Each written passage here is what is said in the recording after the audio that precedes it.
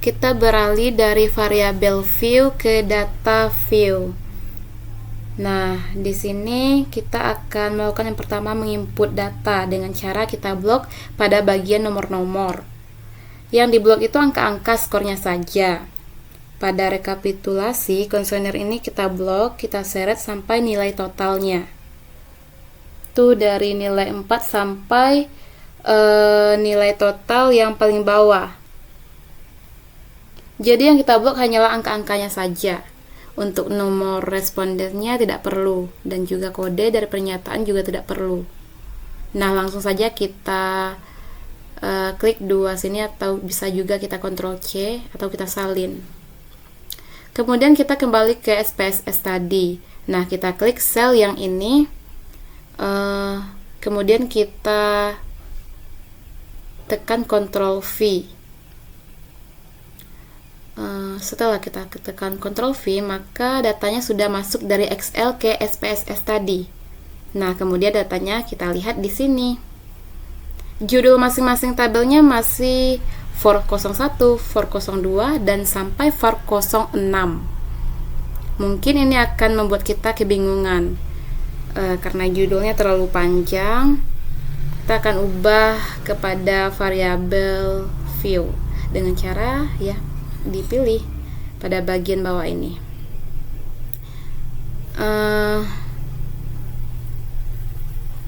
Kita bisa mengubah nama di masing-masing tabel tadi.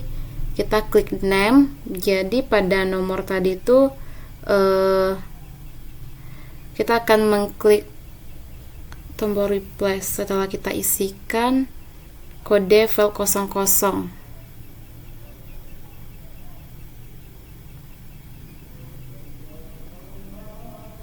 Nah, kemudian kita akan ganti tulisan var itu menjadi X tadi itu.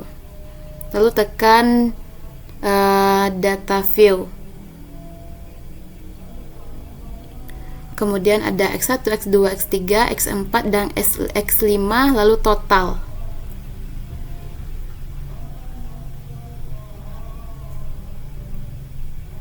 Nah, setelah di situ kita kembali kepada, kita tekan langsung ke menu bar atas, lalu kita tekan continue before, lalu setelah itu kita bisa blok semuanya. X1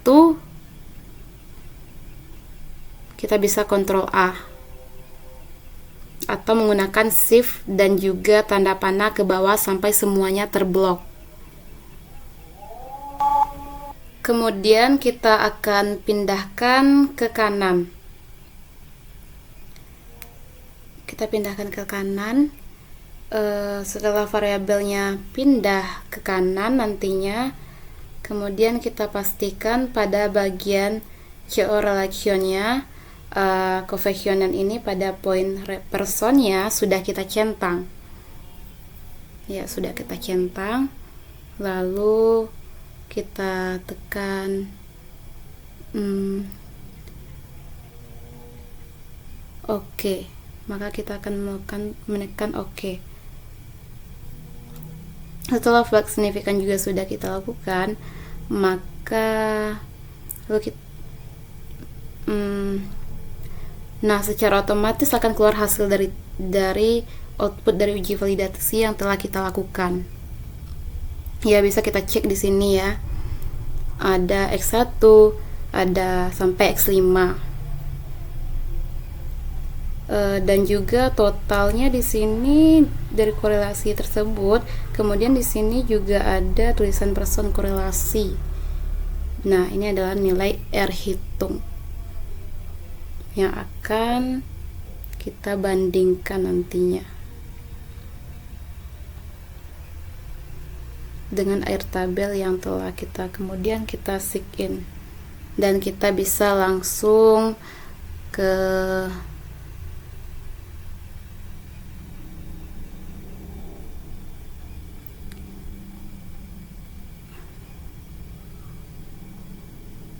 cara mengetahui angka mana yang kita gunakan gitu kan. Setelah kita cek beberapa respondennya. Nah, jadi pada kuesioner ini dosen saya menggunakan 30 responden. Jadi kita cari angka 30 di sini. Nah, setelah kita dapatkan memakai 30 responden. Jadi yang 30 tadi dikurang dengan 2, berarti respondennya 28. 28 berarti 0,3610. Jadi 0,3610 lebih besar dari 0,824. Pernyataan 2 ini valid. Setelah saya cek di sini seluruh pernyataan di sini di kuesioner ini bisa disebut valid. Dan cara membandingkannya ya R hitung dengan R tabel tadi. Lalu selanjutnya kita kembali kepada menu bar, kita uji reliabilitas lagi, lalu kita klik pada point scale yang tadinya tuh. Kemudian kita lihat di sini ada reliabilitas analisis yang tadi. Lalu kan muncul yang seperti ini kan, 2 kolom seperti ini. Di sini kan kita pindahkan item yang dari kiri ke kanan, X1 sampai dengan kita pindahkan ke kanan. Kita dapat menggunakan shift dan tanda panah ke bawah. Kemudian kita akan memindahkannya dengan mengklik panah kanan ini, lalu kita pilih bagian statistik dan name. Kita centang bagiannya, kita centang semuanya, scale F item del name ini, lalu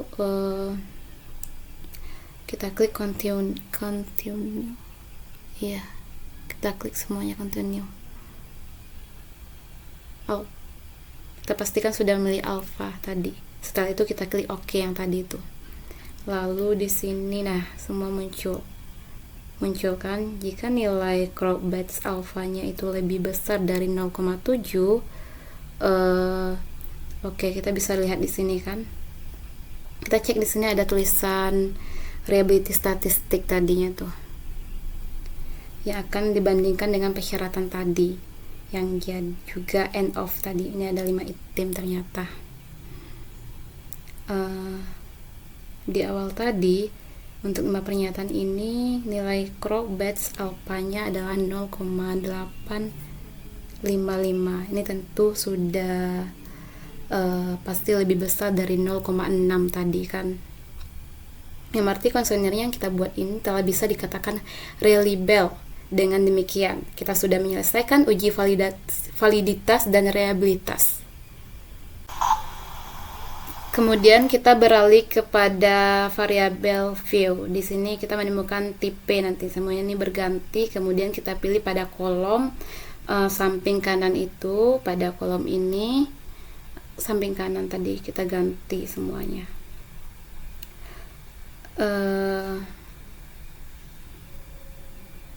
Kita ganti. Kemudian kita kembali ke poin. Kita kembali kepada poin kita udah mengganti semuanya kan. Lalu kita kembali kepada poin analisis, tekan analisis, mana ini analisis. Setelah itu kita masuk ke poin deskriptif statistik. Setelah itu kita akan mengklik menu explorer. Nah, setelah itu dapat kita lihat muncul semua tabelnya di sini. Maka kemudian kita blok dari tabel X1 sampai X5 saja. Kemudian kita pindahkan ke kolom yang di samping yang cara menekan panah ini. Kemudian kita lihat statistiknya. Nah, pada kolom deskriptif ini independen deskriptifnya harus 95%. Setelah itu kita dapat mengklik continue. Setelah itu kita pilih menu plots. Continue kita tekan. Kita harus mencentang pada bagian faktor level, ya, faktor level. Dan juga stamp and leaf. Kemudian kita harus mencentang normalities block with test, kemudian kita klik continue. Nah, setelah itu setelah kita centang continue tadi itu, kita di sini klik OK tadi kan, OK. Setelah kita klik OK,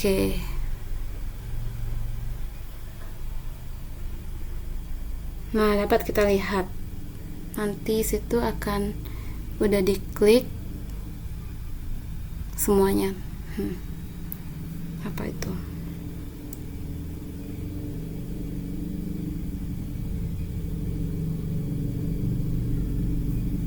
Setelah kita klik OK, nah di sini akan keluar hasilnya, semuanya akan keluar di sini. Kita scroll ke bawah, hasilnya sudah keluar, maka kita scroll sampai ke bawah. Nah, di sini sudah keluar test of normality-nya, keluar responden lebih besar dari 100. Berarti data tersebut berada di Kolmogorov Siminov. Sementara kalau respon lebih kecil dari 100, berarti datanya terlihat pada Shapiro-Wilk. Nah, gitu. Kalau data kita lebih kecil 0,5, berarti data kita tidak normal dan perlu perbaikan ulang. Namun kalau data kita lebih besar dari 0,5, berarti data kita bisa disebut sebagai data normal. Demikian penjelasan dari saya tentang uji validitas. Terima kasih.